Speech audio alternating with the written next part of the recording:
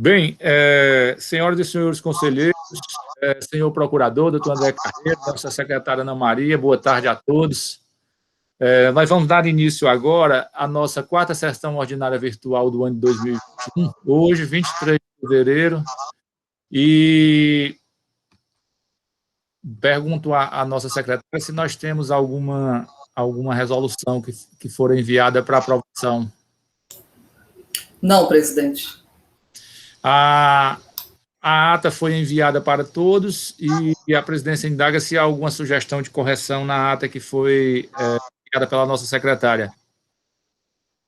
Não? A presidência fez duas sugestões de alterações, mas a Ana já fez e já reenviou, né, Ana? Está disponível no WebDrive. Certo. A sugestão de alteração era só porque no processo da doutora Tereza a decisão foi de acordo com do indicativo da assessoria processual tributária. E uma correçãozinha de português só para melhorar a redação, mas foi tudo coisa tranquila. Na nossa ordem do dia, senhores conselheiros, nós tínhamos como primeiro processo, o processo de número 1/24/2017, da recorrente Engeplan Engenharia Limitada, do auto de infração 2016-22479, seria relatado pelo conselheiro Alexandre Mendes de Souza. O que ocorreu? Ontem, alertado pelo doutor Lúcio, nós verificamos que esse processo tinha sido motivo de um pedido de vista na 35ª sessão do dia 11 de dezembro de 2020, pelo doutor Diego Martins. Só que, infelizmente, o doutor Diego está acometido da Covid-19 e está hospitalizado.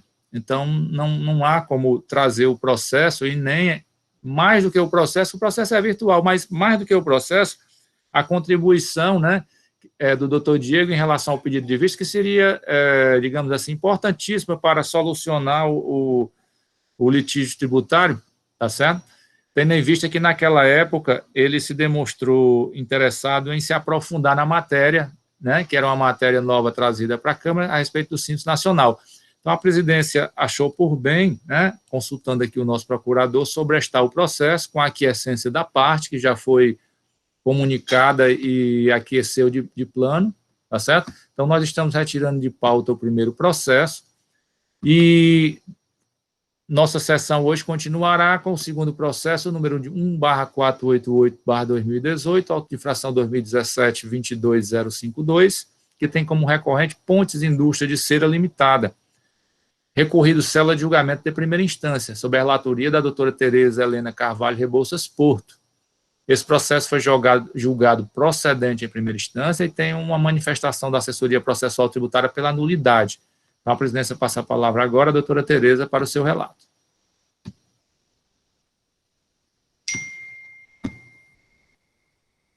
Boa tarde, senhor presidente, senhor procurador, senhores conselheiros.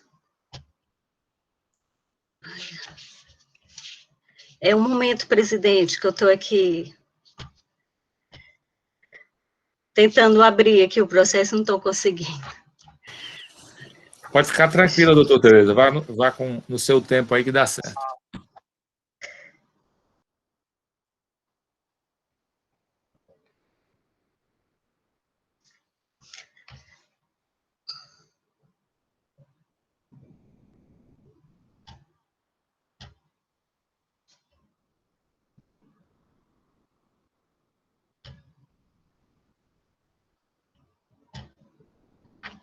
Pronto, senhor presidente, porque hoje está meio complicado aqui. Bem, trata-se do auto de infração 2017-22052, dígito 2, da acusação de falta de recolhimento do imposto. A empresa autuada, que foi a Pontes Indústria de Cera, aqui do estado de Ceará, realizou operações de industrialização por encomenda, com inserção de insumos para a empresa Pontes Indústria de Cera do Piauí, certo? Conforme retorno das notas fiscais 3620, 3887, 3888, 4599 perfazendo um total de R$ 1.015.513,99. No entanto, o contribuinte aqui do Ceará, que realizou as operações interestaduais de industrialização por encomenda, com a inserção de insumo para a empresa do Piauí, deixou de emitir os documentos fiscais e o devido recolhimento do ICMS no valor de R$ 66.516,17. Nas informações complementares, o fiscal esclarece que, com base nos custos que a empresa Pontes Indústria de Cera do Piauí Limitada teve para fazer prestação de serviço semelhante, conforme as notas fiscais, ele pegou duas notas fiscais, 3843 e 3844, arbitrou o valor da falta de emissão de documento fiscal num percentual de 6,55% do valor das mercadorias, chegando a um montante de R$ 66.516,17. Ele aplicou a alíquota de 2%, né, que deu este valor, e multa de igual valor, que é uma vez o valor do imposto. O agente autuante indicou como dispositivo legal infringido os artigos 73 e 74 do decreto 24569, e como penalidade é prevista no artigo 123.1c, né, da lei 12.670, alterada pela 13.000, uma vez o valor do imposto. As folhas 10 a 11 dos autos constam os DANFs e o demonstrativo do crédito tributário. O contribuinte apresentou impugnação ao lançamento, afirmando de forma categórica que não realizou a prestação de serviço de industrialização para outra empresa com inserção de insumos sem a respectiva emissão de documento fiscal e recolhimento do ICMS devido, e traz os DANFs referentes aos serviços prestados. Então, na defesa, ele afirma categoricamente que recolheu, sim, o ICMS devido e traz os DANFs. Informou ainda que os referidos tributos foram adimplidos através da compensação e pede a improcedência do feito fiscal. O julgador singular não aceitou o que foi apresentado pela defesa, proferiu decisão pela procedência da presente ação fiscal, tendo em vista que a acusação não trata de falta de emissão de documento fiscal, mas de falta de recolhimento do ICMS, conforme preconiza o artigo 690 do decreto 24569/97, não tendo a empresa autuada comprovado o devido recolhimento. O julgador entendeu que a empresa não comprovou o devido recolhimento. A empresa autuada interpôs recurso contra a decisão singular, conforme as folhas 90 a 100, onde aduz os mesmos argumentos, assim expressos. Ele continua afirmando que demonstrou que realizou a emissão da competente nota fiscal dita por faltosa e o recolhimento do ICMS devido, que não infringiu os artigos 73 e 74 do decreto 24569, que a autuada realizou a devida tributação da industrialização nos meses de fevereiro, maio e dezembro de 2013, tanto que os respectivos tributos foram adimplidos através de compensação. E traz novamente os DANFs, que são os 3621, ele traz aqui no recurso, novamente, que é o 3621, 3889, 3890, o 4600 e 4607, bem como a cópia do livro registro de saída para comprovar o recolhimento do ICMS devido. Por cada nota fiscal, aquela que a mercadoria foi, ele mostrou aqui quando deu saída, ele recolheu o ICMS, por isso que é 3621, 3889, 3890, 4600 e 4607, que consta aqui nos autos. E, por fim, ele pede a improcedência do auto de infração. A assessoria processual tributária opinou pela nulidade processual devido à ausência nos autos da demonstração dos cálculos que serviram de base ao arbitramento. Logo, nas informações complementares, eu não falei que o fiscal arbitrou, ele pegou 2 notas fiscais da própria empresa, da Pontes Indústria de Cera do Piauí, e arbitrou o valor a ser cobrado.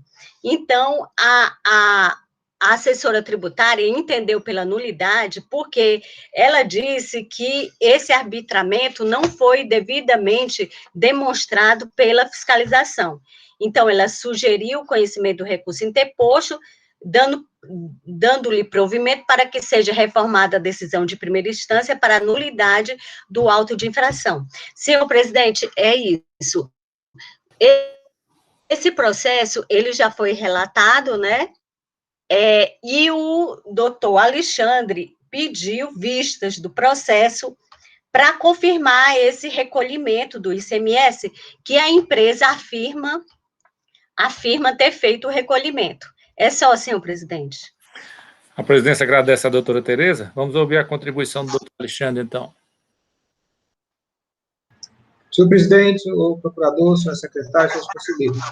Senhor presidente, com a ajuda do doutor Lúcio, nós fizemos um levantamento das notas fiscais e verificamos que as notas fiscais foram registradas, tá certo? E lançadas na FD do contribuinte. E já foram repassadas para a doutora Tereza essa documentação aí, para ela depois comentar o resultado. Presidente, doutor Alexandre, vamos ouvir senhor agora o doutor André. Pois não, doutora Tereza. Não, é só para contribuir aqui com o doutor Alexandre, que eu estou aqui, viu, com as consultas, nós fizemos a consulta, de fato, o contribuinte recolheu todo esse ICMS, nós comprovamos, de fato, que está tudo ok, viu? Conforme ele vem trazendo na defesa e nos autos. Ele tem razão, ele realmente recolheu o ICMS devido. Ok, vamos ouvir então agora a manifestação do nosso procurador. Doutor André, com a palavra. Senhor presidente, senhora secretária, senhoras e senhores conselheiros da terceira Câmara, boa tarde a todos. Como foi bem relatado, está em análise recurso ordinário do contribuinte contra a decisão de procedência do auto de infração, que confirmou a falta de recolhimento do ICMS, que seria decorrente da não emissão do documento fiscal de saída referente aos insumos, mercadorias e serviços empregados na industrialização desse bem que foi recebido para industrialização e estava retornando, referente aos períodos de fevereiro, maio e dezembro de 2013, no montante de R$ 66.516,77, tendo sido lançado o imposto no valor de R$ 7.981 e aplicada a multa prevista no artigo 123, inciso 1, a linha C, no mesmo valor. E no recurso, o contribuinte, ele sustenta as mesmas razões da sua impugnação. Em suma, alega que não ocorreu infração porque houve a emissão das notas fiscais referentes à mercadoria e serviços empregados, né, na atividade de industrialização, conforme exige o artigo 690 do Regulamento ICMS, tendo sido essas notas fiscais e o respectivo débito decorrente do ICMS destacado nessas notas, lançado nos seus livros fiscais e na apuração do ICMS, sendo que esse débito, ele foi, na verdade, não houve, eu faço esse reparo, não houve recolhimento do ICMS, houve o lançamento da apuração e ele foi liquidado mediante compensação com o saldo credor da conta gráfica do contribuinte existente, né? Esse é o argumento dele. E é um argumento que procede, de fato, o recurso, ele encontra-se bem articulado e bem instruído, a autuação se fundamentou em 5 notas fiscais de retorno, nas quais não constava efetivamente qualquer descrição acerca de mercadoria e serviços empregados nessa industrialização desse retorno, mas o autuante não atentou, e o contribuinte comprovou isso de forma clara, que foram emitidas paralelamente a essas 4 notas fiscais de retorno, 5 notas fiscais, outras 5 notas fiscais vinculadas a cada uma dessas notas fiscais de retorno, nas quais foram discriminados as mercadorias e serviços, e sobre os quais incidiu o ICMS. Além disso, essas notas fiscais, elas foram objeto de lançamento nos livros de registro de saída do contribuinte, com destaque do imposto. Verifica-se também na documentação que consta no recurso que essas notas fiscais registradas no livro de registro de saída, elas foram levadas para apuração do ICMS do contribuinte, e foi feito realmente a devida liquidação desse débito de imposto mediante compensação com o saldo credor existente na conta gráfica do contribuinte. Em todos os meses da autuação, apresentou o saldo credor. Entendemos que não há, com a devida vênia, assim, não há como ser acolhida a conclusão do parecer. O parecer, a manifestação da assessoria, ela procede no aspecto em que realmente o autuante ele não demonstrou com clareza como ele liquidou o crédito tributário lançado, uma vez que ele partiu da premissa do arbitramento com base em notas fiscais referente a serviços similares prestados para outra empresa, e aí, com essas notas, arbitrou um percentual em cima do valor da mercadoria retornada, que seria correspondente a essas mercadorias e serviços. Mas ele descreve isso de maneira bem lacônica no auto de infração, mas não demonstra efetivamente como chegou aos valores lançados. Mas entendo que não deve ser acolhido, por quê?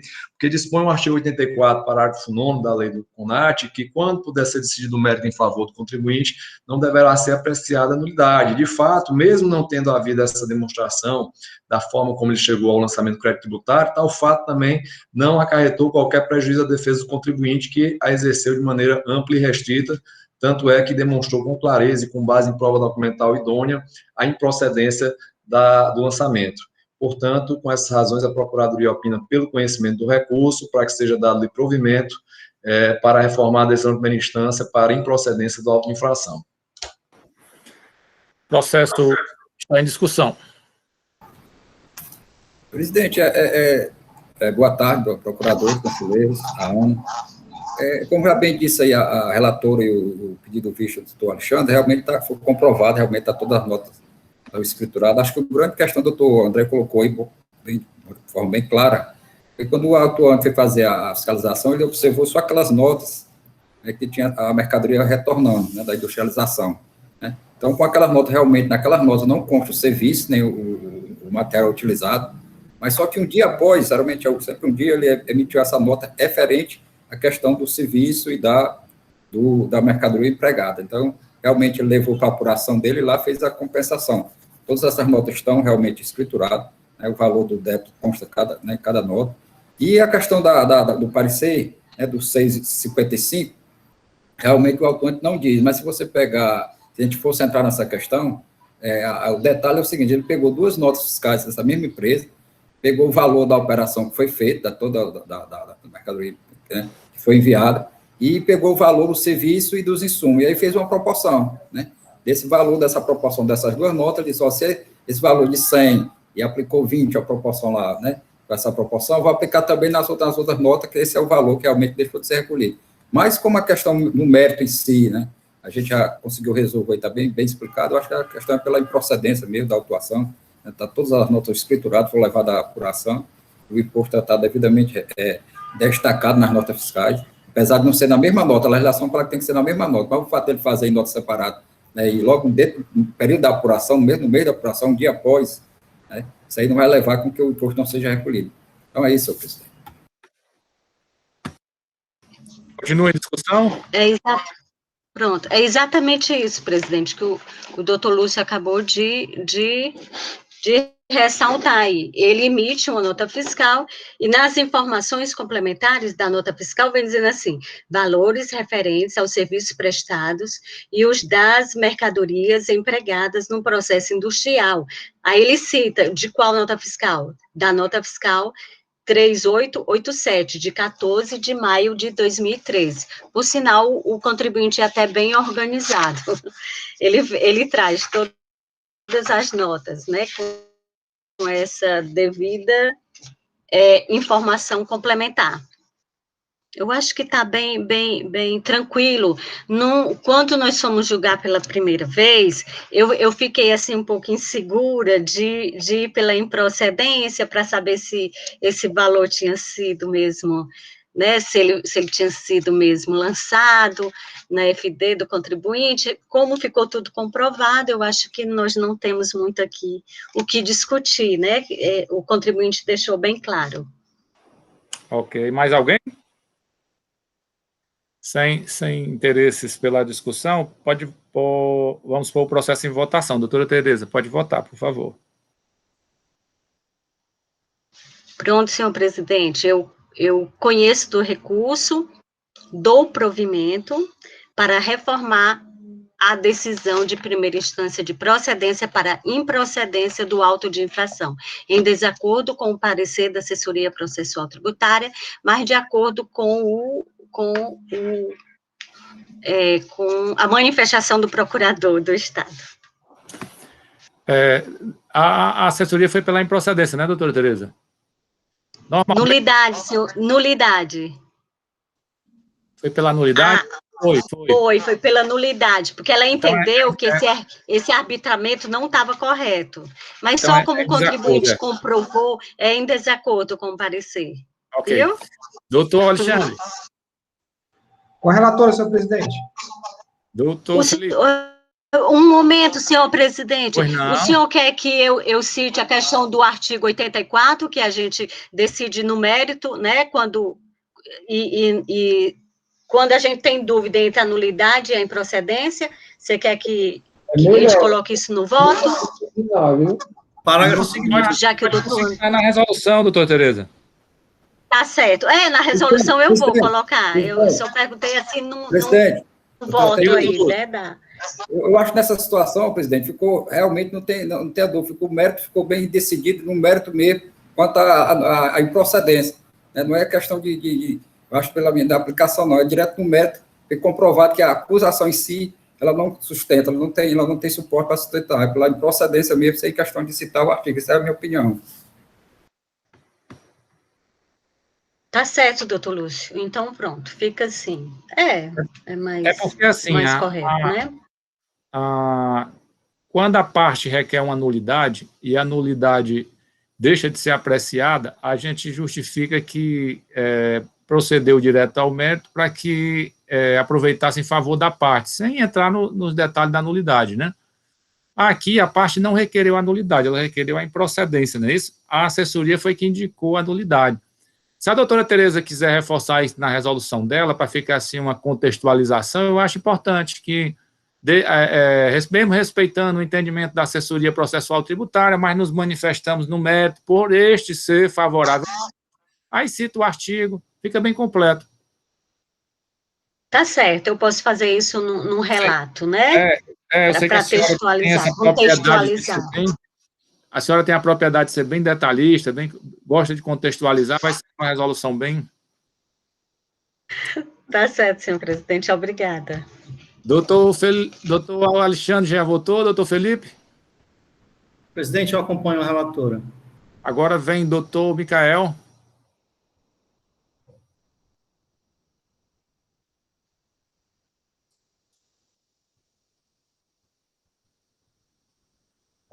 Consegue me ouvir, presidente? Sim. Na hora que eu fui voltar aqui para tirar aqui, travou tudo aqui. Com o relator. Doutor Ricardo. Com a relatora, presidente. E por último, o doutor Lúcio. Com a relatora, presidente.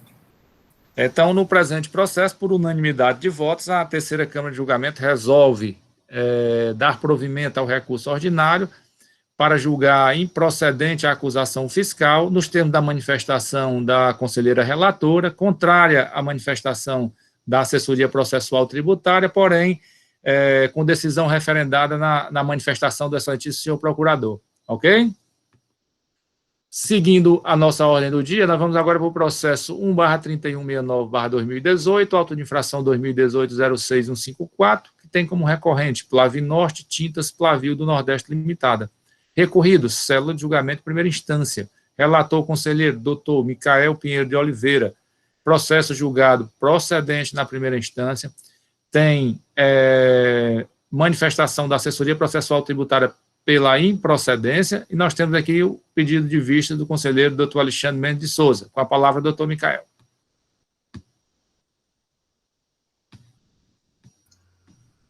Presidente, só um segundinho, que minha máquina está travando bastante, mas vai dar certo. Vamos com calma aqui, e reiniciar ela agora vai demorar bem mais. Só Pronto. Consegue me ouvir bem? Está falhando alguma coisa? Tudo tranquilo.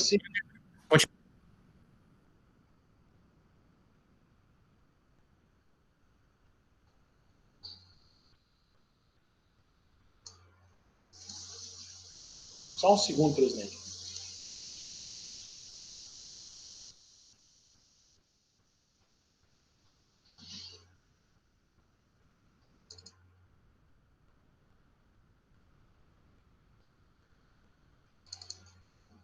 O arquivo aqui está...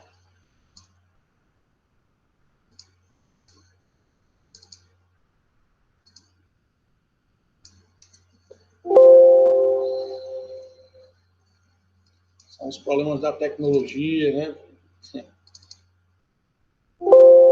Está acostumando ainda, tá? Estava tudo aberto, aí ele trava tudo, aí tem que fechar com calma, porque... Peço aí só 2 minutinhos, presidente, por gentileza.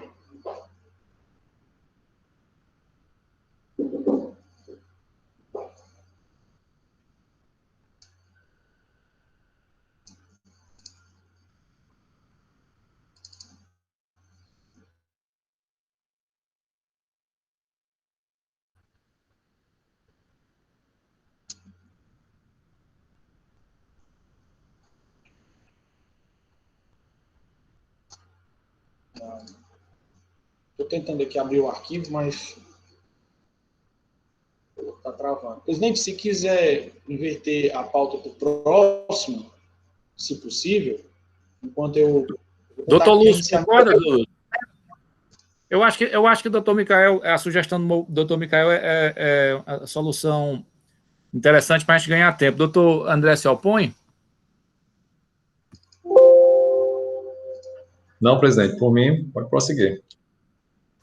Então, eu vou anunciar agora o processo de número 1/6177/2017, autofração 2017-16983, que tem como recorrente Hotsat Telecomunicações Limitada, recorrido cela de julgamento de primeira instância, relatoria do doutor Lúcio Flávio Alves, processo julgado procedente na primeira instância e parecer da assessoria processual tributária pela confirmação da decisão monocrática. Com a palavra, doutor Lúcio Alves. Obrigado, presidente. Boa tarde a todos. Presidente, esse processo se trata de homicídio de mercadoria decorrente de levantamento quantitativo de estoque, referente ao exercício 2012 e 2013. A base de cálculo é 438 mil, com ICMS de 74.627 e multa de 131.696. O agente autuante colocou como artigos violados o artigo 127 do decreto 24.569/97, com penalidade de sugestão de penalidade do artigo 123, inciso 3º-S, da Lei 12.670/96, alterado pela Lei 16.258 de 2017.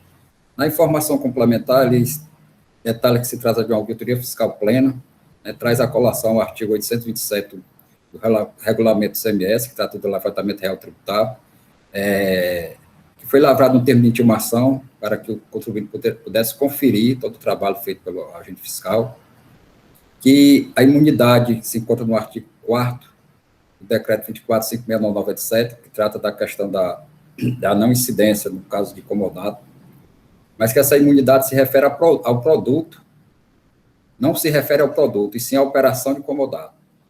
Com base nessa premissa, ele acha que a omissão de entrada, né, tem que ser cobrado o ICMS e a multa.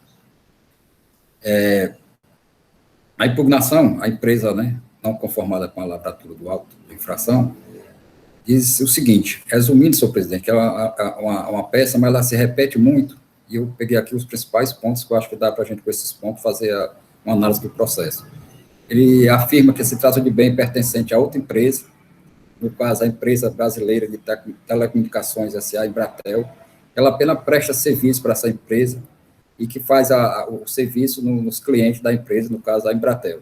Ela recebe esses produtos através de contrato de comodato e que faz esse trabalho junto aos clientes da Embratel, que é sujeito, assim, ao ISS, não ao ICMS, e traz como base o artigo 4º do regulamento do CMS, do qual não incide ICMS nas operações de comodato, que a lei complementar 116.03, né, no item 10.10, fala da distribuição de bens de terceiro, que é o caso, ela, né, faz toda a peça dela, ela vem falando da questão de comodato e distribuição de bem de terceiro, né, um forte vínculo mais nessa questão da prestação de serviço, né, e não do comodato, apesar ela citar a questão do comodato, mas o forte da defesa dela é que ela presta esse serviço para no caso, a Embratel, né, de distribuição de bem de terceiro. Né, que, em nome do princípio da verdade material, né, esse processo deve ser julgado no sentido de buscar realmente essa verdade, que realmente esse é o trabalho dela. Ela pede a legitimidade para a cobrança do ICMS, né, traz um controle interno, ela diz que existe um controle interno, né, de uma ficha de movimentação, né, que essas fichas têm todas as entradas, todas as saídas, tem um inventário inicial e final, que o controle dela é feito com base nessa ficha do controle interno. Né. Traz um contato de comodato, realmente, com a empresa, a Embratel, né, no qual esse contrato é específico, numa das cláusulas lá, e realmente o envio de modem, né, para essas empresas realmente vem com base no artigo da questão do comodato e com a não incidência do ICMS. O processo foi para julgamento na primeira instância, teve o julgamento pela nulidade, a julgadora de primeira instância entendeu que realmente o método não era adequado para esse tipo de contribuinte, né, e por isso se decide pela nulidade. O processo foi distribuído para parecer, né, da SEAP, que teve o parecer pelo retorno do processo para novo julgamento. A parecerista entende que, né, faz toda uma análise, entende que esse processo deve sim ser julgado no mérito. E aí, apesar de existir a questão do comodato, né, você está tratando diferentemente a questão do fato gerador. Uma coisa é o fato gerador da obrigação principal, se não existir, mas o fato gerador da obrigação acessória, né, pode existir independente de existir ou não o fato gerador da obrigação principal. O processo veio a julgamento pela essa Câmara, teve o julgamento a confirmação por unanimidade do retorno, né, com base principalmente nessa questão do fato gerador ser diferente de um do outro, contato CTN. O processo retornou, né, aliás, foi para o seu caminho de procedimento, foi para julgamento de primeira instância, teve julgamento pela procedência da atuação, o julgador, né, entendeu realmente da forma que foi entendido pela a decisão da Câmara, que se trata de fato gerador diferente, e que o mesmo fato, mesmo que ela tratando de comodato, ela é obrigada a receber todos esses produtos com nota fiscal. Então, entendeu realmente a existência da omissão de entrada. O contribuinte satisfeito ingressa com recurso ordinário, né, que dessa feita ele acrescenta uma coisa que não tinha acrescentado na impugnação, que não foi possível localizar nota de entrada, né, e que não pagou pelos produtos, não é que se falar é aquisição, ou seja, ele disse que não existe, no momento ele fez mercância com esse produto, ele apenas recebeu para fazer a prestação do serviço. Os outros pontos todos são, né, os pontos trazidos na impugnação, né, só relembrando aqui a questão do comodato, né, que também um ponto que ele também não colocou na impugnação, que agora ele, né, colocou mais destaque, ele não é obrigado a fazer a escrituração da mercadoria de terceiros, né, no registro de inventário, e que existe apenas o deslocamento de mercadoria por questão de logística, né, que todo o trabalho dele é aquela questão da prestação de serviço para, no caso, a empresa da Embratel. Né. Aí traz um demonstrativo, ele tinha trazido esse demonstrativo na impugnação, mas aquele detalhe melhor como é que o entendimento dele. Pelo esse demonstrativo, né, que ele diz que é feito a movimentação interna, ele disse que pegou o inventário, a entrada, né, a saída e o inventário final. E ele faz tipo um SLE, né, com base nessas fichas de entrada dele. E encontra um valor menor do que o do contribuinte, do autuante. No caso aqui, a base de cálculo seria 57.738,57. Mas o trabalho feito todo com base só nas fichas internas e não no que foi feito pelo autuante, que foi com base na AFD, que foi, né, disponibilizado pelo próprio contribuinte para a Cefaz, e que requer a procedência da autuação. O processo vai distribuído mais uma vez, para a célula de assessoria, que tem a decisão pela procedência da autuação, vem trazendo o artigo 827 do regulamento, vem trazendo o 275, que fala do registro de inventário, que é obrigado, sim, bem de terceiro, ser escriturado no livro de entrada, né, que não é possível atribuir a origem ou destino, qual a operação acobertou o ingresso desse produto, por isso que a Paris entende que é devido ao ICMS, que não se sabe a origem, o destino desses produtos, né, que as notas fiscais emitidas pela autuada, né, no caso lá, que ela observou lá no levantamento que tem, né, não se tratava só apenas de questão lá do móvel, tratava de vários outros produtos, como bucha, acessório, parafuso, né, e outras coisas que não só aquele que constava no contrato de comodato. Então, senhor presidente, esse é o relato. A presidência agradece ao doutor Lúcio. Vamos ouvir agora o nosso procurador, doutor André Carreira.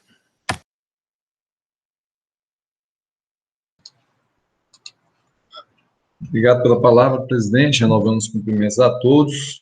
Como os ouvimos aí do relato detalhista e preciso, é um recurso ordinário do contribuinte contra a decisão de procedência do auto de infração, confirmando a infração de omissão de entradas de mercadorias no montante de R$ 438.987,05 no exercício 2012, tendo sido lançado o imposto no valor de R$ 74.627 e aplicada a multa prevista no artigo 123, inciso 3S, da Lei 2.070, acrescida pela Lei 16.258 de 2017, no valor de R$ 131.696,12.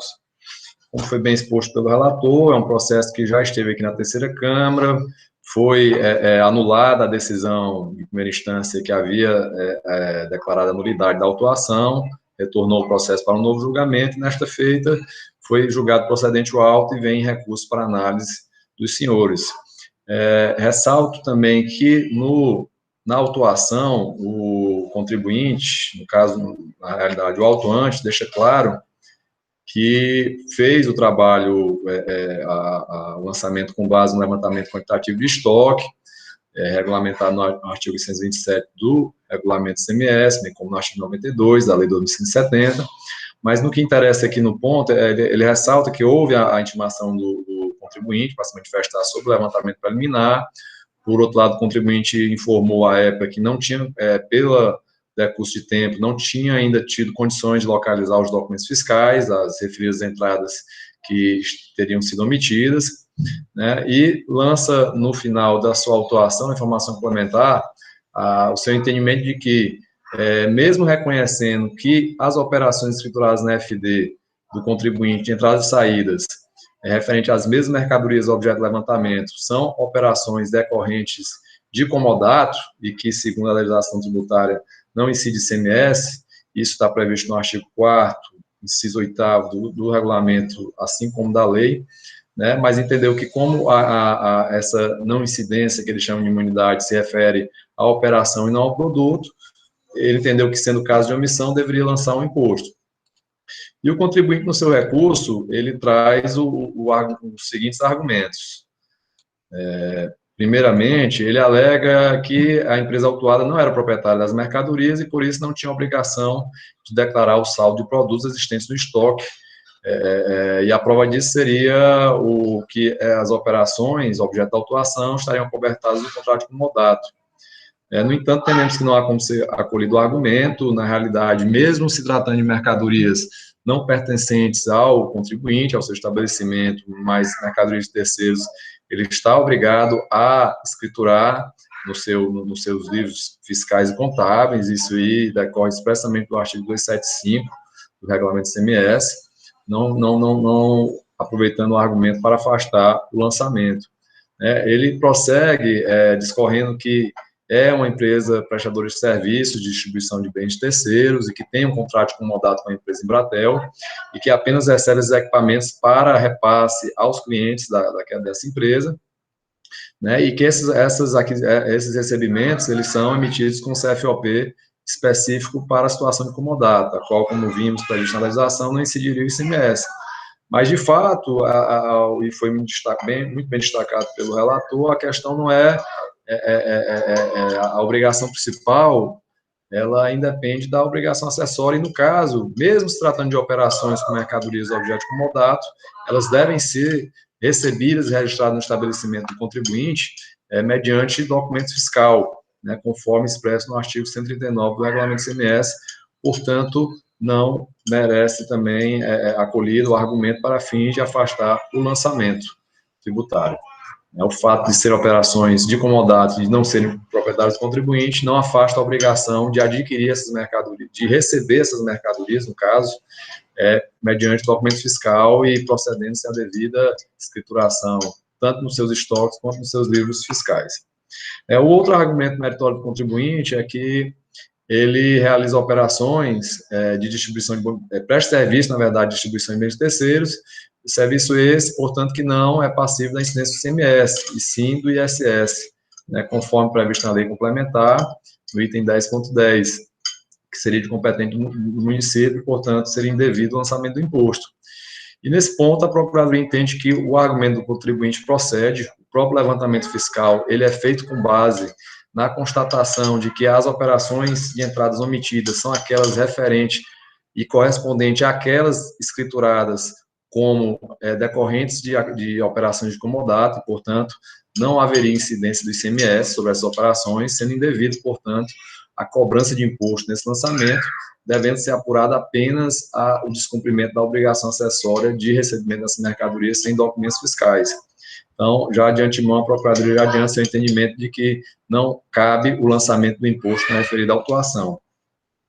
O contribuinte alega ainda, como argumento no seu recurso, que teria havido uma mera presunção de que a empresa não teria adquirido essas mercadorias mediante documento fiscal, pelo fato de ter informado durante a ação fiscal que não conseguiu localizar esses documentos. Na realidade, não procede, o levantamento fiscal foi feito com base em método fiscal eficaz, legal, amparado na legislação estadual, que é o levantamento quantitativo de estoques, todos os senhores conhecem muito bem, baseado nos estoques iniciais, mais as entradas, e fazendo o comparativo com os estoques finais, as saídas mais os estoques finais do exercício, foi feito com exercício fechado, e é método fiscal adequado para a demonstração da omissão de entrada. Então, não se trata de presunção, houve a demonstração com base nas informações prestadas pelo contribuinte na sua FD, e a partir desse levantamento se constatou e se apurou a omissão de entrada de determinadas mercadorias, que no caso, conforme a autuação, seriam mercadorias objetos de comodato. Então, portanto, reforço o que dito anteriormente, não caberia o lançamento do imposto. Por fim, o contribuinte, no seu recurso, de maneira muito detalhista, faz uma explanação de equívocos que teriam sido cometidos no levantamento fiscal. Ele apresenta ao final, e mediante planilha comparativa, e assim acaba por confessar, ainda que parcialmente, o lançamento, reconhecendo que a omissão de entrada que poderia chegar seria no valor de R$ 57.738,47, chegando a esse valor, partindo do valor anterior de 81 mil, por conta da junção de algumas mercadorias que deveriam ser reunidas no levantamento quantitativo de estoque realizado. De fato, procede que o relator colocou, ele afirma que parte dessas informações feitas no seu levantamento, que contrapõe ao levantamento do autuante, foram feitas com base em controles internos, mas também reforça que parte dele é feito com base na sua escrituração fiscal e em notas fiscais, traz as planilhas bem detalhadas, traz esses documentos e todos os elementos que serviram de base para a sua apuração, razão pela qual a Procuradoria entende que cabe, sim, uma remessa desse processo para a perícia, para que seja verificado os argumentos do contribuinte em relação aos equívocos cometidos no levantamento quantitativo de estoque. Já reforçando mais uma vez que, de plano, já entendo que deve ser determinada a exclusão do imposto e se apurar apenas a base de cálculo para a aplicação da multa por descumprimento da obrigação acessória, reforçando e ressaltando principalmente o aspecto da necessidade de junção de algumas mercadorias, uma vez que seriam as mesmas, mas que foram consideradas como mercadorias distintas no levantamento do autuante. Então, esse entendimento da Procuradoria deve ser convertido em julgamento de perícia para verificação, com base na documentação e levantamentos realizados pelo contribuinte em contraposição à autuação.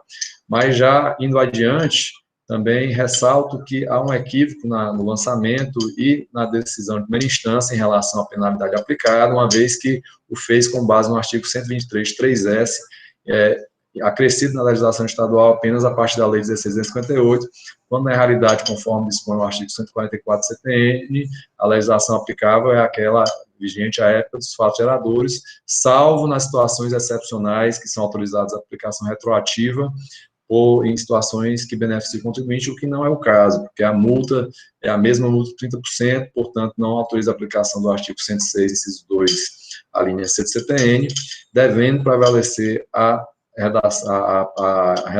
o dispositivo vigente à época, que no caso era o artigo 123, inciso 3, a linha A da Lei 12.670. Então, presidente e senhores conselheiros, a Procuradoria entende que deve ser convertido o julgamento em perícia para verificação dos equívocos expostos pelo contribuinte no seu recurso e na baixa documentação que ele traz aos autos. Caso não seja esse entendimento, né, a Procuradoria entende que deve ser dado parcial provimento ao recurso, julgando parcialmente procedente o auto de infração para excluir o imposto, bem como ser indicada a penalidade com base no dispositivo vigente à época dos fatos, o artigo 123, inciso 3, a linha A da Lei 12.670. A presidência agradece ao doutor André e coloca o processo em discussão pelos conselheiros. Presidente, obrigado aí. Presidente, eu vou ser bem objetivo, acho que algumas questões aí o doutor André colocou de forma bem pontual, né, e foi colocado também no meu relatório, né, questão do fato gerador, da obrigação principal ser diferente da obrigação acessória, isso acho que está esclarecido. A questão do comodato, realmente existe a obrigatoriedade da emissão da nota, independente de não existir a tributação. Eu vou colocar a questão da exclusão do ICMS, eu queria fazer aqui alguns comentários nesse ponto. Realmente eu estive analisando a FD do contribuinte 2012 e observei que a movimentação, o CFOP 1908, que é a entrada de bem para comodato, é no valor de R$860 mil. E 1908 também, que é a entrada, de R$658 mil. A remessa, que é o 5908, CFOP, é 1.419. Se você somar 1.419, a remessa e a entrada 1.518, muito próximo da questão. No totalizador da saída para o Estado, o valor da operação é 1.669. E existiu também, base de cálculo do ICMS, o valor de R$200 mil. O que é que eu quero dizer com isso? Que o contribuinte também, ele, além de ter a questão, na grande maioria, 90% talvez, realmente é a questão de comodato, tanto na entrada como na saída, mas também ele tem questão de tributação, ele, né, coloca a questão de mercadorias tributadas. E por isso que o autuante, ele faz aquela informação, lá na informação complementar, que ele diz que o comodato não é pelo produto, e sim pela operação em si. Qualquer tipo de produto móvel que possa ser dado em comodato, uma geladeira, no caso aqui, mais específico, né, é questão de telecomunicação. Então, pode ser dado em comodato. Então, eu também sou pela exclusão do ICMS, isso aí é ponto pacífico, que eu estive observando, tem uma planilha lá que trata das notas fiscais de saída. E as notas fiscais de saída, aquela que não é comodato, tem um imposto destacado e foi cobrado. Então, se é omissão de entrada, o imposto saiu, aquilo que era tributado saiu com ICMS, não tem que se cobrar mais. E o que era comodato não tem ICMS. Então, a exclusão, acho que está pacífico nesse ponto. Eu queria só agora, questão das provas, até está aprovado aqui, existe o CD, existe várias planilhas, tem um totalizador, tudo nos autos, tudo como manda a legislação, o autuante fez dessa forma. O ponto que eu queria trazer, que o doutor André colocou, era o seguinte, quando eu li esse processo, o entendimento que eu tive, até coloquei no relato assim de forma bem pontual, é que o contribuinte fez o seguinte, ele fez um novo levantamento, mas o levantamento que ele fez com base na movimentação interna dele. Quer dizer, aquele processo que a gente discutiu ontem. Ele fez, parece que tem um trabalho paralelo todo que ele fez, e está lá do jeito que ele fez, diz que tem essa diferença. Mas o que ele mandou para a Fazenda, através da FD, que foi feito o trabalho do autuante, é o trabalho que tem aqui. Então, se o trabalho dele, que ele tem um controle interno, que ele chama de demonstrativo, contendo saldo de estoque apurado em ficha Kardec, né, onde consta as informações de todas as nossas casas de entrada e saída, bem como o saldo, tal. É um trabalho, é uma coisa interna dele, né? Mas o trabalho do agente fiscal foi feito com base na FD, aquela questão que a doutora Tereza levantou. Se a gente for acatar aqui e fazer a perícia, como diz o doutor André, nós estamos mudando o que está na FD, aquele mesmo ponto de ontem, né? Então, eu queria trazer essa discussão para os colegas, né? É esse ponto. Eu acho que o demais ponto, eu concordo inteiramente pela exclusão. Na questão da perícia, quando eu li esse processo, eu acho que o processo, a fundamentação é aquela que a gente teve ontem, de que o trabalho que ele informou através da FD foi um trabalho feito pela agente fiscal. Se ele tem esse controle interno e não passou tudo para a Fazenda, a gente vai refazer o que ele informou na FD. Era isso, senhor presidente. Doutor Lúcio, se me permite, presidente, é só pontuar, doutor Lúcio, que tem uma questão aí que transcende a base documental utilizada para o levantamento do contribuinte, o levantamento do autuante, que é a argumentação de que foram consideradas mercadorias idênticas como sendo distintas no levantamento. Por isso que ele fez, ao final do seu levantamento, a junção dessas mercadorias, argumento esse que não está vinculado à sua base documental, e sim uma realidade fática que ele alega, e que, em várias outras situações, no âmbito dessa terceira Câmara, é feita essa verificação quando o contribuinte traz algum indício de que isso, de fato, ocorreu. E ele traz as descrições na sua planilha, mostra que é justamente um valor que justifica a redução dos 81 mil para em torno de 50 mil reais. Então, independente da base documental utilizada, no nosso entendimento, e respeitando os entendimentos contrários, caberia sim a verificação pericial, pelo menos em relação a esse aspecto. Pois é, doutor André, por isso que eu digo o meu sentimento quando eu li esse processo é que as duas planilhas que ele coloca aqui no processo, foi feito com base no movimento, da movimentação interna dele, né? Eu acho que eu não consegui essa questão da junção aqui, as duas que tem aqui são as duas que ele fala que é a questão justamente da movimentação interna, né? Por isso que faz essa diferença, que ele diz que existe essa diferença. Mas no meu entender, o trabalho que foi feito pela agente autuante foi básico na informação que ele prestou para o fisco, né? Essa questão da diferença, eu continuo entendendo que não tem essa precisão, né? De que eu possa levar um pedido de perícia, porque é o trabalho que existe lá na informação, o controle interno dele, né? Então, esse é o meu ponto de vista aqui, eu não consigo ver essa questão aí, não.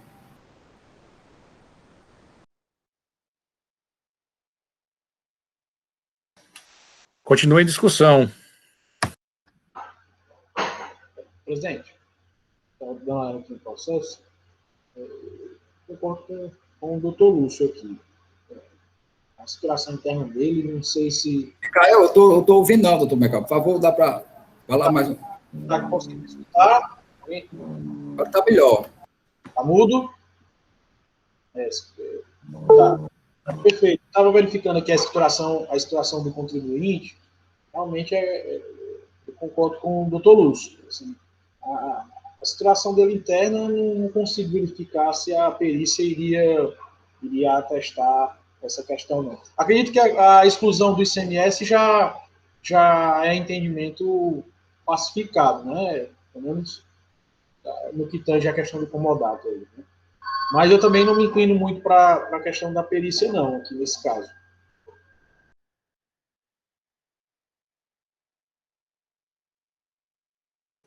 Continua em discussão. Presidente, só uma palavra. Esse relato, esse levantamento feito pelo contribuinte, doutor Lúcio, ele consta nos autos?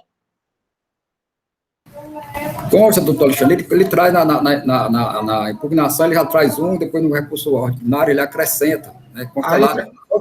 Pelo que eu extraí do processo, ele disse que esse trabalho foi feito com base nas informações que ele tem no levantamento interno dele, não foi feito com base no que ele prestou informação para o fisco. Quer dizer, ele tem como se ele tivesse um controle interno paralelo ao que tem do fisco. Aí, pelo que eu entendi, algum conselheiro pode até quiser pedir visto, parecer melhor, mas pelo que eu entendi do processo, ele fez esse trabalho aí, por isso que tem essa diferença. É como eu coloquei, aquela questão, sempre a perícia é feita com base nos dados fornecidos pelo contribuinte, a não ser que tenha, como o doutor Micael colocou ontem, ele informa que tem a questão de duplicidade, né, dentro daquelas notas que já foram levadas em conta que ele informou, mas não um trabalho que ele tem, um trabalho à parte, um trabalho que ele faz de movimentação interna, e depois você levar em conta. É como ele disse assim, não entreguei isso aqui para o fisco, não, mas vou entregar agora, você faça com isso aqui, coloque isso aqui na minha FD agora. É o que eu entendo. Com respeito ao doutor André, eu entendo assim. Tá certo, entendi seu raciocínio. Doutor Alexandre e doutor Lúcio, presidente, me permitem aqui, vou ler aqui alguns trechos aqui do recurso. Além disso, é patente pelas provas anexadas, notas fiscais devidamente escrituradas no expediente fiscal, respaldado pelas fichas Cardex, contrato de comodato em anexo, não houve a referida omissão conforme aponta o julgador de primeira instância. E lá na frente, quando ele vai, inclusive, transcrever as planilhas que ele anexa e junta toda a documentação, ele traz vários elementos aqui, demonstrando e argumentando, e isso com base não somente nos seus controles internos, embora afirme que parte dessas suas constatações ecoam seus controles internos, mas também na sua FD e em documentos fiscais. Ele fez um trabalho minucioso, um trabalho, e me desculpe a redundância, trabalhoso, se deu ao trabalho de buscar, enfrentar, contrapor cada ponto, cada lançamento, levantamento fiscal, né? E nessa situação, pelo menos para a Procuradoria, me parece que é justamente uma situação que se suscitou, se trouxe indícios, se não há provas, pelo menos indícios de eventuais equívocos no lançamento, né? E que, portanto, é caso de aplicação do princípio da verdade material. Não há, na nossa compreensão, e aí parece sendo até um pouco contraditório aqui as posições colocadas em sessão, você cercear o direito de defesa do contribuinte, porque, pelo que me parece, o relator e nenhum outro conselheiro consegue afirmar com clareza que não procede o que ele está argumentando, né? Apenas está se partindo da premissa de que parte da documentação que ele baseou seu levantamento são controles internos e, portanto, são controles internos, não podem ser considerados porque a fiscalização se dá com base na FD, mas não enfrenta e nem afasta cada lançamento, cada linha, cada divergência que o contribuinte aponta e indica claramente, precisamente, em todas as planilhas trazidas aos autos em seu recurso. Só essas considerações, presidente, que eu gostaria de reforçar na discussão. Presidente, é só o ponto trazido aí, eu acho que é o mesmo processo que nós estamos observando, né? Aquela questão lá que às vezes o processo é o mesmo. O que eu notei nessa defesa, senhor presidente, desde a impugnação e no recurso voluntário, ele quer firmar muita posição no sentido de que realmente o ICMS não é devido. O trabalho que ele faz, no sentido de colocar observação, ele faz esse demonstrativo que o doutor André está falando, aí no final ele coloca bens incomodados para distribuição, natureza da operação, prestação de serviço, comissão. Ele insiste muito na questão, acho que o trabalho dele todo foi feito no sentido de dizer que essa operação ela não é sujeita ao ICMS. Né? Esse é o ponto. E o doutor André disse que em nenhum momento a gente analisou a questão do ponto. Eu afirmo, pela minha leitura, ele fez essas planilhas com base na movimentação interna dele. Não vou dizer que ele não tenha levado em conta a nota oficial, mas o foco dele é com base no trabalho que ele tem de movimentação interna, daquilo que ele não informou para o fisco, né? Insistindo no sentido de que não é devido ao ICMS. Essa é a minha posição, senhor presidente. Presidente. De omissão de venda, do qual ele cobrou ICMS e multa, justamente, o contraponto. Se ele cobrou ICMS e multa no de venda, que é o correto, que saiu sem a nota, omissão de compra, ele tinha que cobrar somente a multa. O outro é questão de falta de selo e de resistir à entrada na FD e outro de selo também, referente a 2012 e 2013. Então, quanto à questão, como o doutor Mecaio colocou, do imposto eu não tenho nem sombra de dúvida que a gente deve excluir. Só que a questão do levantamento para perícia, eu senti até dificuldade de como fazer um pedido de perícia nessa situação, para levar em conta controle interno do estabelecimento, uma vez que não feito só com o que ele informou para a Fazenda. Doutor Alexandre. Doutor Lúcio, eu entendo o seu raciocínio, mas eu entendo também que o doutor André, ele, como nós, analisou o processo, é uma dúvida dele julgar esse processo com essa dúvida. E eu acho prudente, se o senhor não acatar o pedido, eu, como conselheiro, eu acato o pedido da Procuradoria pela conversão do curso do processo em perícia. Tá certo? Então, eu faço às vezes da Procuradoria, já que não pode fazer os quesitos e nem tampouco suscitar a perícia no sentido de suscita para o conselheiro relator, mas se ele não acatar, então eu estou acatando, senhor presidente. Então vamos pôr em votação, né, doutor Lúcio? Perfeito, presidente, esse é o caminho. Como vota o relator? Presidente, eu voto no sentido de afastar o pedido de perícia. Eu acho que a perícia não pode ser feita em documentos internos que não foram colocados à disposição do fisco, né, no momento da ação fiscal. Doutora Tereza. Com o relator, presidente. A proposição foi do doutor Alexandre, acatando a manifestação do senhor procurador. Agora vota o doutor Felipe. Com a divergência. Agora, doutor Micael. Presidente, eu vou com o divergente também. Tá? E doutor Ricardo, agora? Presidente, eu vou com a divergência, presidente. Então, me parece que por 4-2, né? Fica mantido... Sim, presidente. Fica mantida a perícia, né? Conforme aqui sugestão do excelentíssimo senhor procurador, pedido aqui aquecido pelo doutor Alexandre, que vai se expressar através de despacho, para que seja verificada a argumentação do contribuinte de que há necessidade de junção de produtos, né? E algum outro aspecto que o doutor Alexandre mencione lá na análise do despacho, que seja relevante, ok? Ok, senhor presidente, eu vou contar com a colaboração do doutor André, que também verificou com minúcias o processo. Tá certo, doutor André? E pode até mandar para o meu e-mail, ou para o meu e-mail, para o meu WhatsApp. Eu vou fazer isso. Ok. Ok, doutor Alexandre. Dando sequência, doutor Micael, já está a postos aí? Reintroduzindo na ordem do dia o processo de número 3169/2018, auto de infração 2018-06154, recorrente Plavinorte Tintas Plavio do Nordeste Limitada, recorrido cela de julgamento de primeira instância, relatoria do doutor Micael Pinheiro de Oliveira, julgado procedente na primeira instância, manifestação da assessoria processual tributária, conselheiro aqui, fazendo as vezes de parecerista, doutor José William Falcão, pela improcedência. Com a palavra, doutor Micael. Presidente, conforme anunciado, trata-se de auto de infração cuja acusação é que o contribuinte autuado calculou o ICMS em operações interestaduais de venda, utilizando a alíquota de 12%, de forma irregular, né, tendo em vista que os destinatários, construtoras, a alíquota cabível seria de 17%. E aí, em operações dessa natureza, estariam de acordo com o artigo 55, inciso 3º, a linha C do decreto 24569. O processo, então, caminha... Desculpa, nas informações complementares, só colocar um ponto aqui, né? O auditor informou que analisou as vendas de mercadorias em operações interestaduais destinadas para diversas construtoras, localizadas em outras unidades da federação, onde ele constatou que o ICMS foi destacado a alíquota de 12%, quando o correto seria 17%, vez que as construtoras são consideradas não contribuintes do ICMS.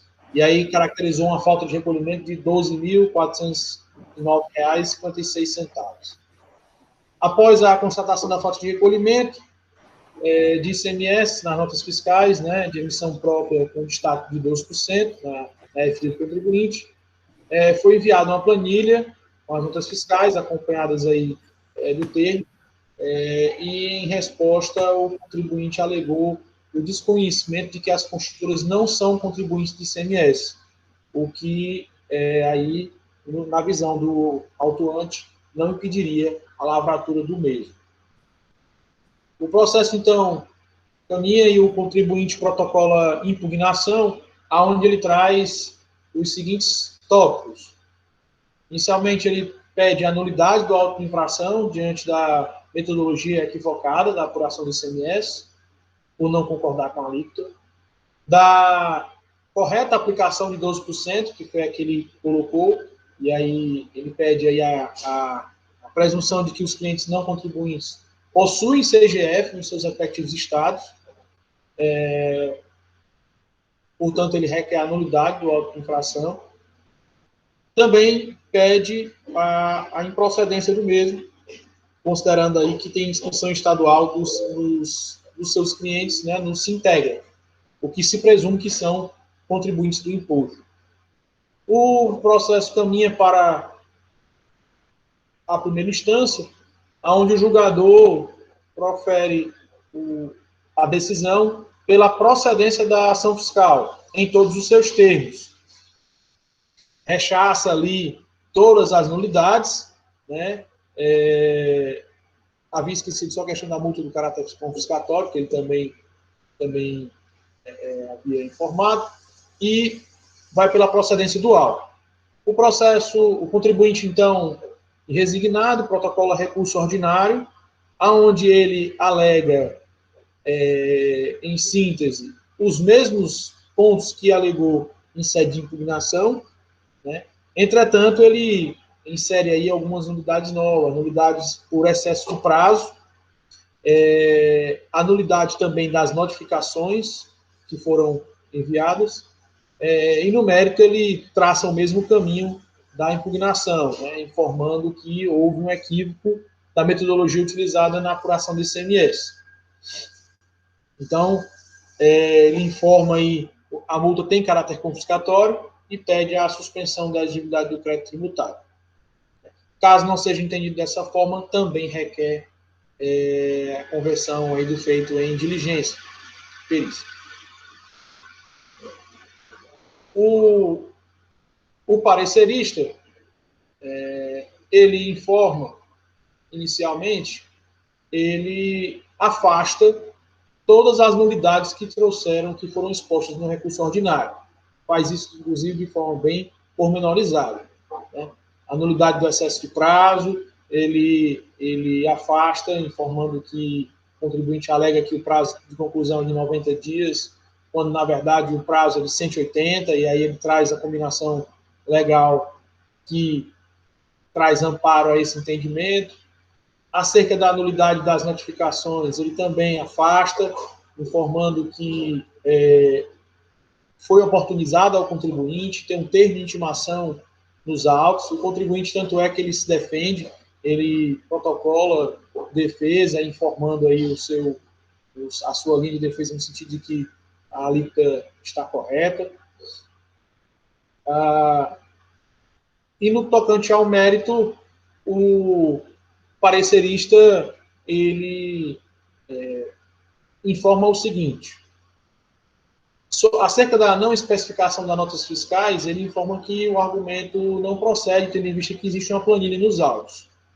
Sobre a nulidade da infração diante do equívoco da metodologia, né, ele informa que consta aqui o trabalho fiscal, demonstrando que houve um destaque de imposto calculado de 12%. Porém,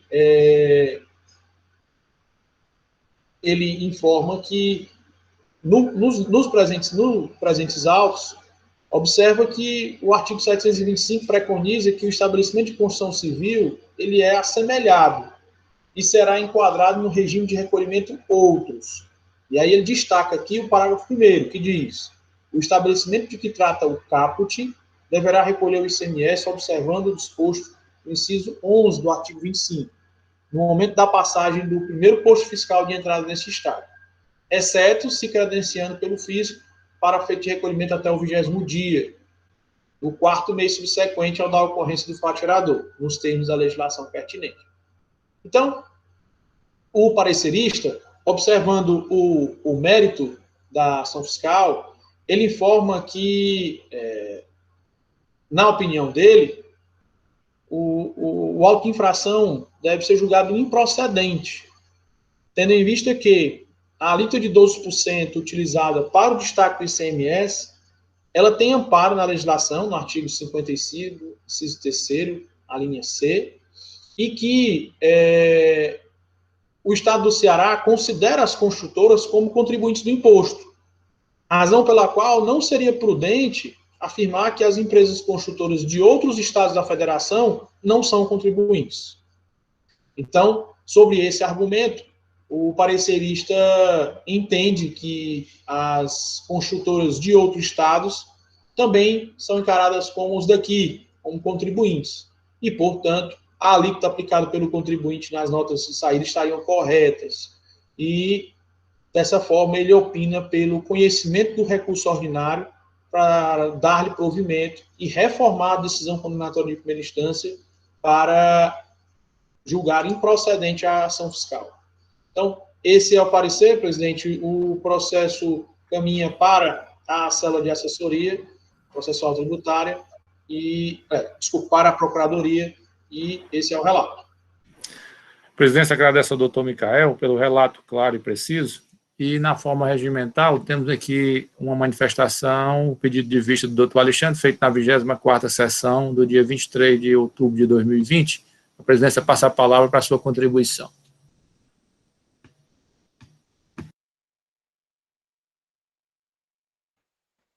Presidente, a minha participação era verificar se as empresas que estavam listadas, elas tinham ou não inscrição no CGF dos outros estados. De acordo com a planilha apostada e verificando também no Sintegra, por amostragem, algumas notas fiscais, alguns contribuintes que têm o CNPJ, realmente eles não têm inscrição nos seus estados. E a maioria deles realmente são para empresas de construção civil. Só tem 2 contribuintes que é pessoa física no relatório, tá certo? Essa informação que eu queria, que foi a minha dúvida na época, era se os contribuintes realmente todos eram sem inscrição estadual. Então, essa é a minha informação, a minha contribuição para o auto. A presidência agradece ao doutor Alexandre. Vamos para o André. Obrigado, presidente. Renovo os cumprimentos. Eu queria só, antes de manifestar, indagar o doutor Alexandre, puxando aqui de memória, eu me recordo que também outro ponto que ficou para ser examinado quando o pedido de vista foi a questão da conta gráfica da empresa no período, se ela tinha saldo credor ou não, ou saldo devedor. Você chegou a verificar isso, doutor Alexandre? Não cheguei a verificar, não cheguei. Desculpa. Okay. Pois bem, como ouvimos o relato, um recurso ordinário do contribuinte contra a decisão de procedência de auto-infração, que confirmou a autuação de falta de recolhimento de ICMS, decorrente da aplicação indevida da alíquota interestadual em operações destinadas a não contribuinte nos exercícios 2014 e 2015, tendo sido lançado o imposto no valor de R$ 12.409,46, correspondente à diferença da alíquota aplicada, aplicando-se a multa prevista do artigo 123, inciso 1, a linha C da Lei 12.670, correspondente a uma vez ao valor do imposto lançado. A empresa foi intimada previamente ao auto-infração para a conferência justificativa da aplicação da alíquota estadual, tendo respondido que desconhecia que as construtoras, no caso as destinatárias, não seriam contribuintes do ICMS. No recurso, o contribuinte, ele, como foi destacado pelo relator, traz novos argumentos que não foram abordados na sua defesa. O primeiro deles é no sentido de que o auto-infração, a ação fiscal, no caso, seria nula por excesso de prazo, pois teria extrapolado o prazo, que, no seu entender, seria de 90 dias para a conclusão. No entanto, ele não há como ser acolhido, há um equívoco do recorrente, o prazo para a conclusão da ação fiscal, na realidade, é de 180 dias, conforme previsto no artigo 821, parágrafo 2º do Regulamento CMS, com a redação do Decreto 27.792 de 2005, vigente, a época, portanto, da ação fiscal, tendo a ação fiscal sido concluída dentro desse prazo, pois no mandado de ação fiscal consta o efeito do prazo, tendo a empresa sido notificada no termo de início em 21 de dezembro de 2017, conforme a R, e da lavratura da auto-infração em 4 de maio de 2018, também conforme a R, sendo que o prazo final somente se encerraria no dia 19 de junho de 2018. Outro argumento trazido no recurso é que haveria uma nulidade das notificações, uma vez que não teriam sido relacionadas notas fiscais que foram objeto da autuação. No entanto, também não procede, houve, inclusive, notificação prévia à lavratura da auto-infração para que o contribuinte comprovasse a escrituração das notas fiscais ou apresentasse justificativa, né, e essa notificação ela foi devidamente acompanhada da planilha, na qual estavam relacionados todos os documentos fiscais contemplados na autuação, também conforme descrito no AR, que consta no processo. Traz ainda o argumento de nulidade da auto-infração por não especificação das notas fiscais e seus valores, o que teria cerceado o direito de defesa. No entanto, também não procede, consta, como dito, a planilha com todas as notas fiscais consideradas na autuação, na qual estão expostos todos os elementos essenciais para a sua identificação, inclusive a respectiva chave de acesso da nota fiscal eletrônica. Né? Além disso, foram impressas e constam dos autos também. Portanto, restou assegurada a plena compreensão do lançamento da corrente de auto-infração, tendo a recorrente exercido de maneira ampla e restrito seu direito de ampla defesa e contraditório, apresentando impugnação e recursos previstos em lei, não tendo sido demonstrado qualquer efetivo prejuízo à sua defesa.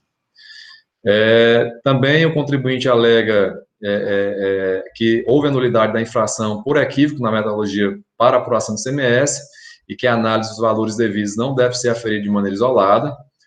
No entanto, não entendemos que também não deve ser acolhido o argumento. Foi aplicado, o que se constatou é que foi aplicado indevidamente a alíquota interestadual em operações destinadas a não contribuinte e que, portanto, torna devida o imposto referente à diferença da alíquota interna, a época de 17%, que corresponde a 5%, que foi o que foi objeto do lançamento tributário. Então, nesse aspecto, entendemos que não há qualquer erro na metodologia, não trouxe qualquer elemento de que não haveria saldo devedor, que não houve recolhimento no mês, porque teria saldo credor. Então, não entendemos que não há como ser amparado essa argumentação do contribuinte. Por outro lado, diante do pedido de vista do doutor Alexandre, onde ele constatou que, de fato, as empresas elas não são contribuintes, inclusive algumas sendo pessoas físicas, e mesmo assim, o fato dela, ainda que ela tivesse uma inscrição estadual, tal fato por si só não a tornaria contribuinte do ICMS, isso dependeria, na realidade, das operações praticadas com habitualidade, com intuito empresarial. Então, não há como ser amparada essa argumentação na metodologia. Outro argumento que o contribuinte traz é que teria agido de boa fé, que não teria como se presumir que alguns de seus clientes, que no caso são consultoras, não seriam contribuintes ICMS, pois seriam pessoas jurídicas e possuiriam inscrição estadual em suas respectivas unidades federativas, e que, com base nisso, entende correta a aplicação da alíquota interestadual, e argumenta ainda que, a partir de 2019, a totalidade do ICMS de FAO seria devida ao estado de destino, independentemente de serem destinadas ao consumidor final. O fato é que a boa-fé do contribuinte não é fundamento para afastar sua responsabilidade por infração à legislação tributária. No caso, havendo dúvida acerca do seu cumprimento, poderia, inclusive, o contribuinte se utilizar do instrumento de consulta à administração tributária, previsto na legislação, no artigo 161, parágrafo 2º, do CTN, bem como no artigo 128 da Lei 2.170, Todos sabem que a responsabilidade por infrações independe da intenção do agente, conforme exposto no artigo 136 do CTN. Ademais, tal ponto já foi devidamente esclarecido pelo pedido de vista do relator, que fez a verificação e que não são contribuintes ICMS, destinatários. Por outro lado, mesmo que houvesse a inscrição do contribuinte no cadastro fiscal do estado de destino, tal fato não o tornaria por si só contribuinte, pois a definição de contribuinte consta no artigo 4º da Lei Complementar 87/96. E outro fato também relevante nessa situação tratada aqui nesse processo é que algumas empresas, mesmo não sendo contribuintes ICMS, buscam obter inscrição estadual de acordo com suas conveniências para viabilizar a movimentação de bens de uso e consumo e bens de seu ativo imobilizado mediante a emissão de documento fiscal próprio, como, por exemplo, no caso de algumas instituições financeiras, as quais legalmente não podem ter seu objeto social a venda de mercadoria ou prestação de serviços sujeitos a ICMS. Portanto, o fato de a operação ter sido destinada a pessoa jurídica ou desta possuir inscrição estadual no seu estado de origem, por si só, não caracteriza a condição de contribuinte do destinatário. Ademais, verifica-se que o próprio contribuinte, no caso em análise, ele reconhece e confessa, portanto, parte da infração, que somente parte das 70 notas fiscais contempladas na nota de infração estariam nessa situação que já foi afastado pelo próprio conselheiro que pediu vista, Portanto, ele mesmo reconhece que foram emitidas notas fiscais para não contribuintes nos exercícios 2014 e 2015, quando aplicando-se a alíquota interestadual, quando na realidade deveria ter sido aplicada a alíquota interna do Estado do Ceará. Ressalta ainda que o regime instituído pelo partir da emenda constitucional 87 de 2015, ele não retroage, e que no Estado do Ceará, tal regra constitucional só veio a ser regulamentada na legislação posteriormente com vigência tão somente a partir de 1º de janeiro de 2016. O contribuinte argumenta ainda também o caráter confiscatório da multa, que não deve ser acolhido, uma vez que foi aplicada em estrita consonância com a norma legal, e a análise da alegação do contribuinte ainda implicaria exercício de controle de constitucionalidade da norma estadual, que é vedado ao órgão de julgamento administrativo, conforme resta expresso no artigo 48, parágrafo 2º da Lei 15.614 de 2014.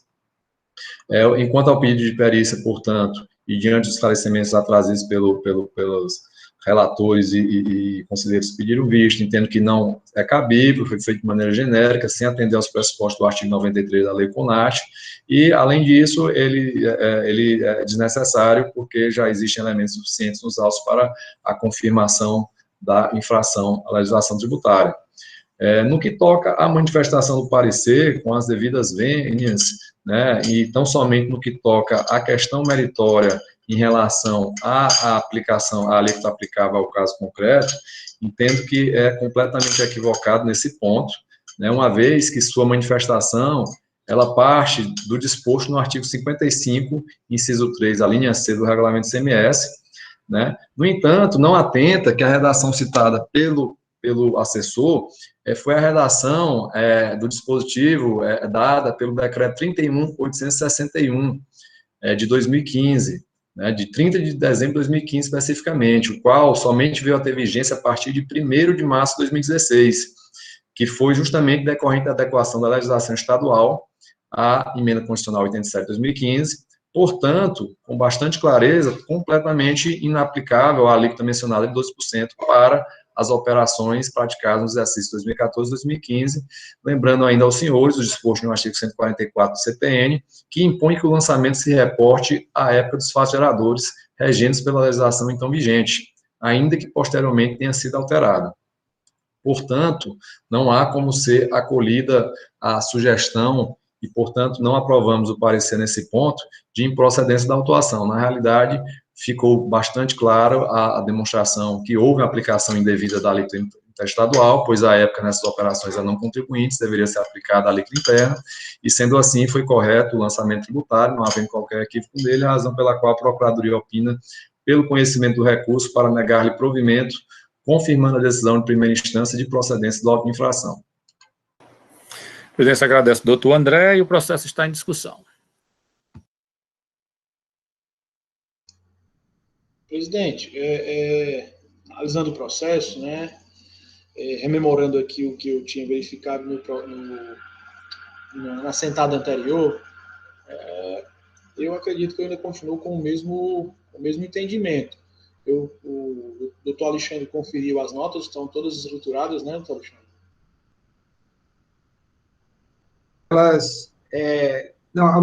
Meu trabalho foi verificar se os contribuintes realmente eles tinham o CGF, né?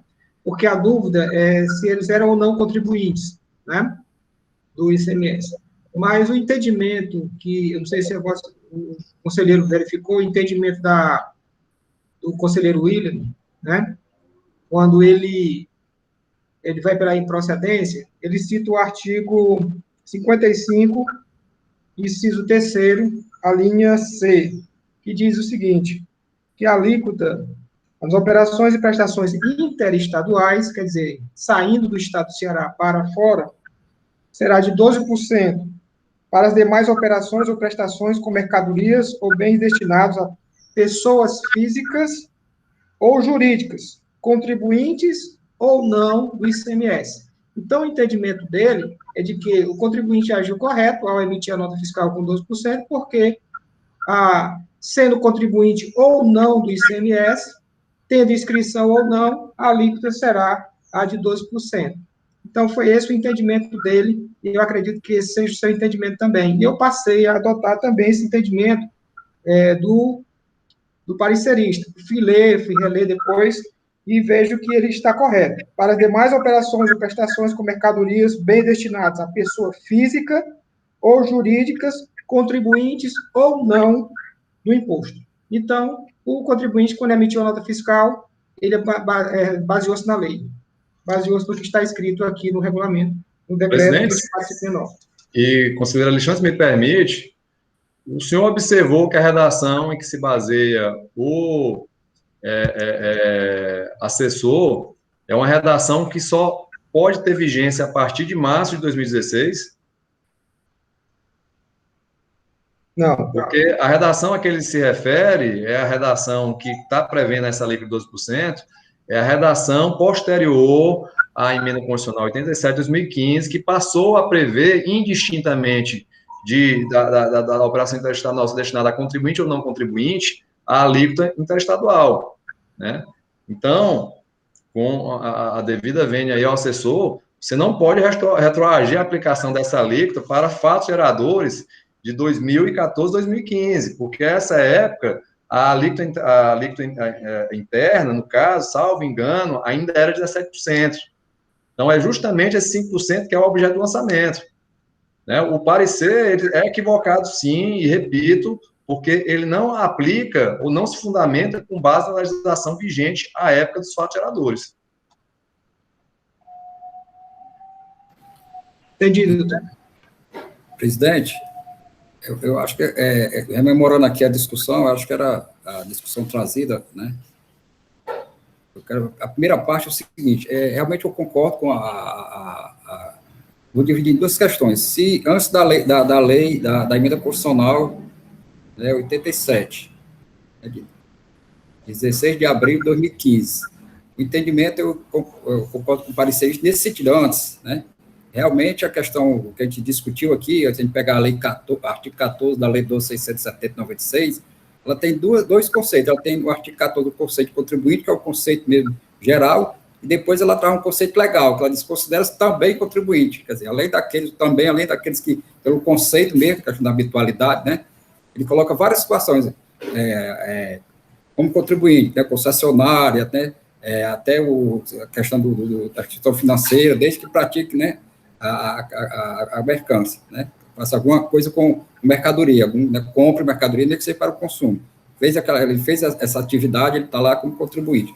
Mas eu acho que o ponto aí, né, sim, aí a gente decidia, ficava naquela questão, se tem ou não o CGF, o que é que você vai considerar como contribuinte? E um dos pontos, no processo, até citei na discussão passada, um processo até de valor elevado, e eu tive de segurar em algum critério objetivo, e decidir realmente, se tivesse inscrição no CGF, eu considerava, sim, como contribuinte, esse era o ponto. Mas o ponto que eu me lembro bem que o doutor André colocou é a questão da vigência da lei, lá da questão, né, que realmente a emenda constitucional, a partir, eu estava olhando aqui, é a partir de abril, mas ela tem um prazo, a questão da princípio da anualidade só vai vigorar a partir de 2016 ou 90 dias, que chegar primeiro.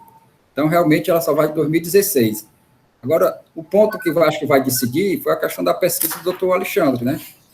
Ele fez a pesquisa e viu que as empresas destinatárias, elas não tinham inscrição. Se não tinha inscrição, então não vou poder adotar a tese do parecerista, que a tese era que se tinha realmente inscrição aqui no Estado. O doutor André disse, não, mas aqui é questão local, né?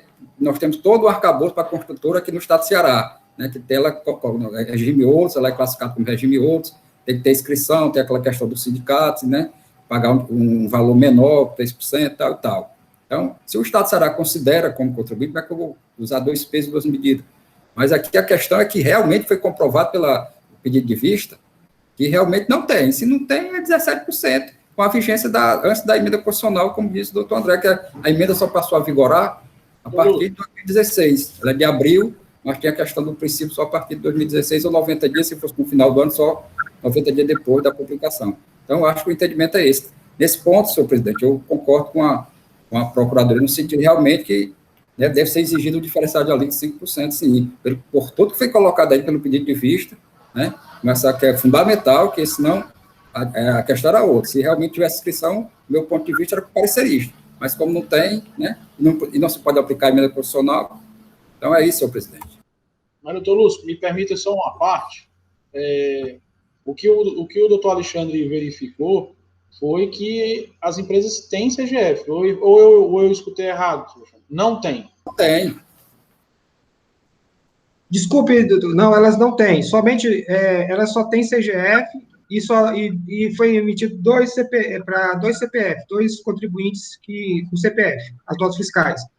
Agora, meu pensamento era com o parcerista, mas como foi bem frisado aqui, realmente, o decreto 31861, de 29/12/2015, foi incluído na nossa legislação, e só passou, como o doutor Lúcio disse, a partir de 90 dias. Eu não tinha observado isso, e bem observado pelo doutor André e pelo doutor Lúcio. Desculpe, doutor Caio. Alexandre, só para te ter a certeza mesmo, as empresas não têm inscrição no CGF lá no estado de destino. Não tem, não tem. Ok? Doutor Micael ainda quer...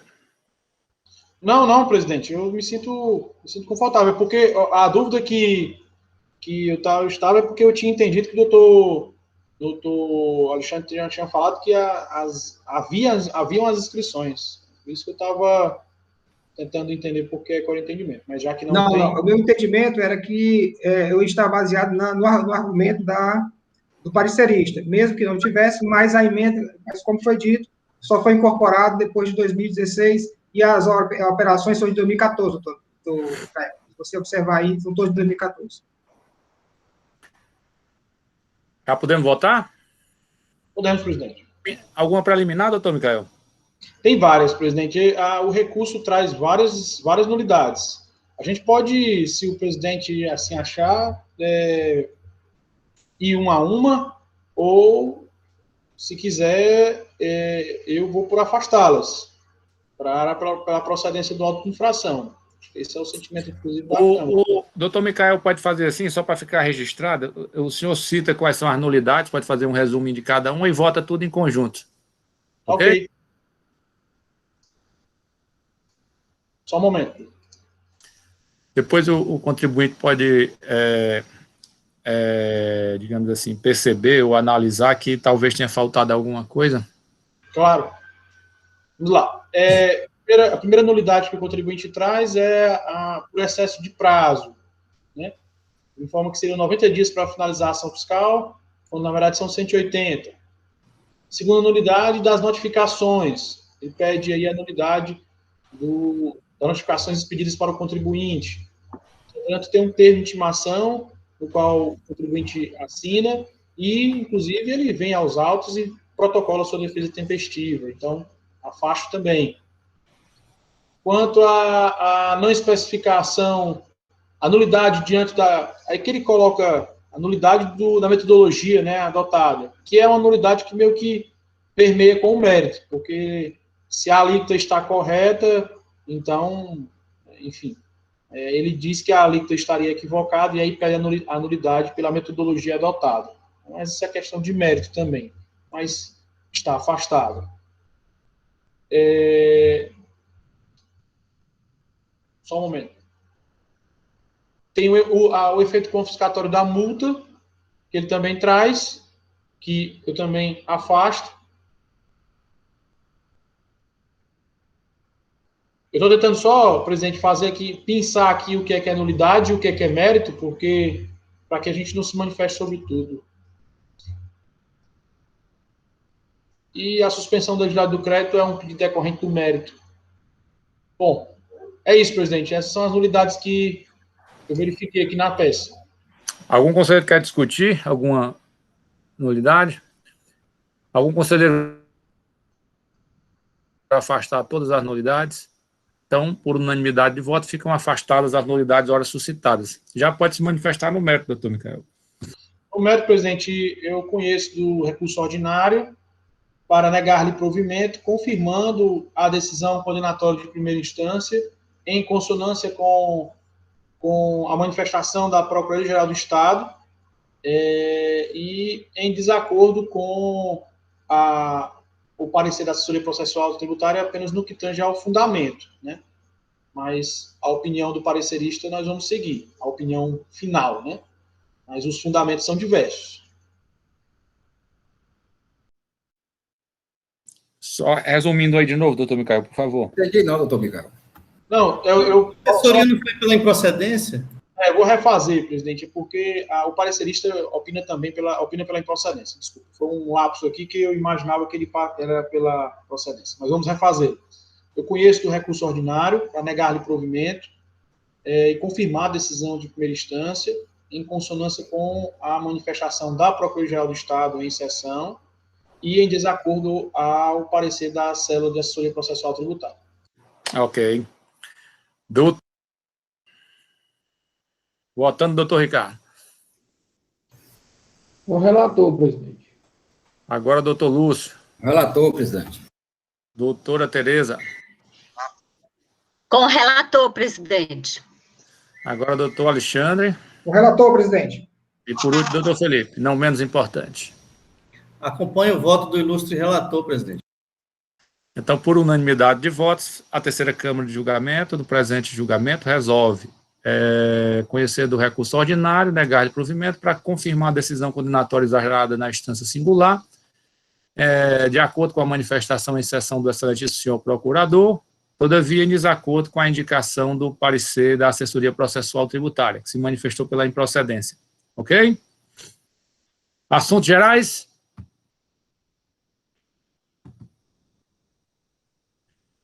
Sem assuntos gerais, a presidência gostaria de convocar a todos para a nossa quinta sessão ordinária, que será realizada amanhã, quinta sessão ordinária virtual, amanhã, quarta-feira, dia 24 de fevereiro de 2021, que teremos como processos da ordem o processo da empresa Messesa, Embalagens S.A., relatoria do doutor Alexandre.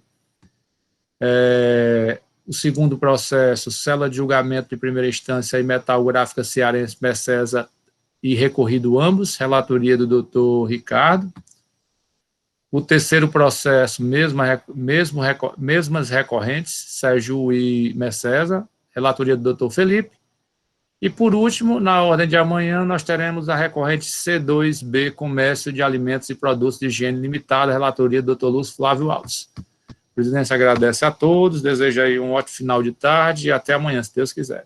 Até amanhã, presidente, se Deus quiser. Até amanhã, boa Obrigada, tarde a todos. Até logo, boa tarde Até a todos. amanhã.